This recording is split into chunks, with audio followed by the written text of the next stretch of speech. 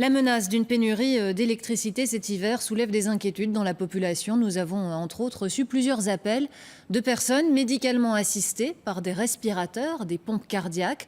Voici tout de suite le témoignage de l'un des patients concernés à Nivelles, Anne-Catherine Crofer.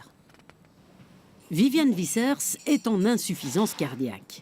Alors en attendant un nouveau cœur, elle porte cet appareil. C'est en quelque sorte un cœur mécanique provisoire. Elle porte 2 batteries sur elle et 2 autres sont en charge sur secteur. Je viens de les mettre en charge, mettons, je viens d'en mettre 2.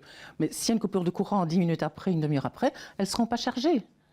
Elles ne seront pas chargées du tout. Donc si quelque chose m'arrive ici, ça peut arriver. Qu'il y en a une qui sort de la pochette, c'est déjà arrivé. Et qu'il y a un défaut, je suis sans batterie, je suis sans électricité, ce n'est pas recommandé du tout. Nous avons contacté ces médecins. Ils ne sont pas inquiets car une batterie se décharge l'une après l'autre. Il lui restera donc, au pire des cas, une batterie chargée d'une autonomie de 4 heures. À ce moment-là, elle doit agir rapidement. C'est soit aller chez quelqu'un qui a du courant, ou alors, bon, s'il y a un hôpital tout près, on sait m'amener vite. Elle peut également se procurer un générateur ou encore se brancher dans sa voiture sur l'allume-cigare.